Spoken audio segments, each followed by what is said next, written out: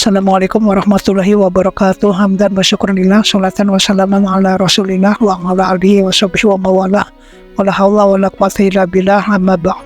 Sahabat Ma'rifat yang dimuliakan Allah, pembahasan kali ini ada kaitannya dengan risalah yang berjudul Diri Kita Adalah Perusahaan Kita, di mana perusahaan itu terdiri dari bagian luar yaitu bagian lapangan, bagian dalam yaitu ruang kantor atau manajemen, dan bagian paling dalam yaitu ruang direktur atau pimpinan perusahaan.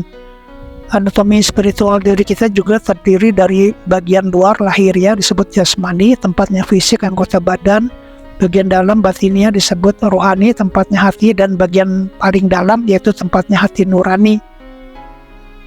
Jasmani terdiri dari lisan atau mulut, mata, telinga, dan panca indera lainnya, kaki, tangan, otak, tempatnya akal pikiran, dan lain-lain yang biasa dikatakan orang sebagai anggota tubuh.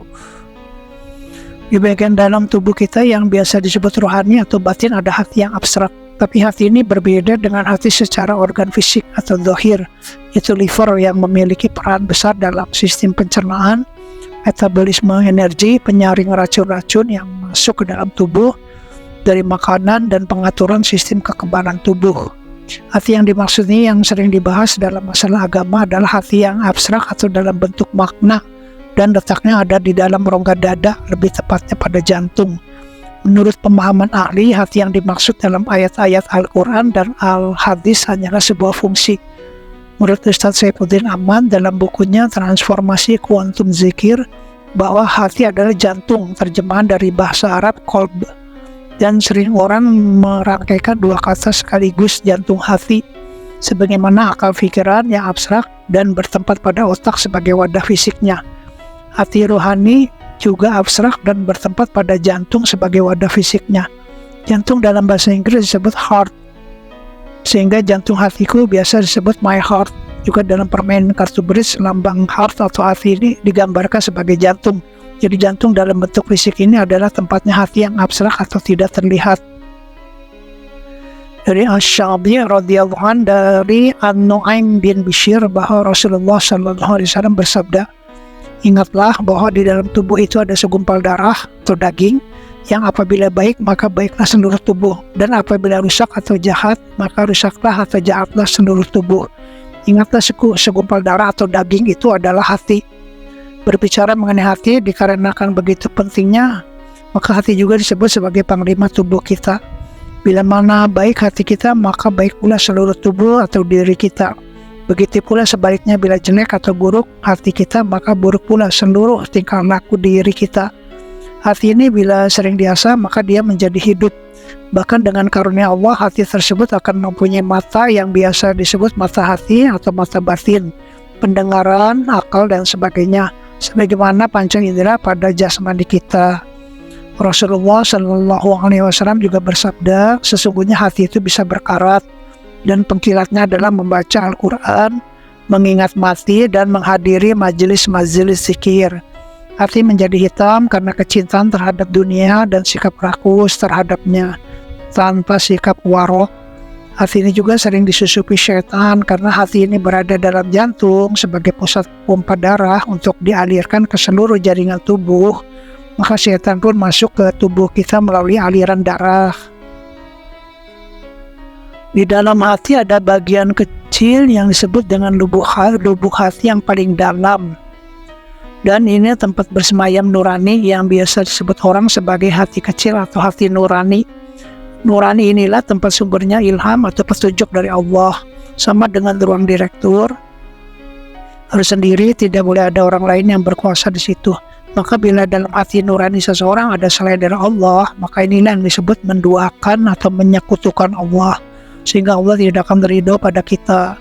Makin banyak segala sesuatu selain Allah, baik harapan pada makhluk, sandaran pada keterampilan, kemampuan usaha kita, dan sebagainya yang disebut sebagai berhala-berhala, maka hati nurani ini akan tertutup dan makin lama makin gelap, sehingga nur cahaya Allah tidak dapat menembus. Orang ini tidak mendapat petunjuk dari Allah karena terhalang hatinya oleh segala sesuatu selain Allah. Penerapan dalam kehidupan sehari-hari ialah jasmani atau fisik adalah tempatnya dunia, hati tempatnya akhirat, dan nurani tempatnya nur Allah. Rukun Islam diterapkan dengan fisik, rukun iman diterapkan dengan hati, dan rukun ihsan diterapkan dengan nurani. Syariat diterapkan dengan fisik, hakikat diterapkan dengan hati, dan makrifat diterapkan dengan nurani. Bisa disimpulkan bahwa dunia ada di tanganku, akhirat ada di hatiku, Allah ada di nuraniku.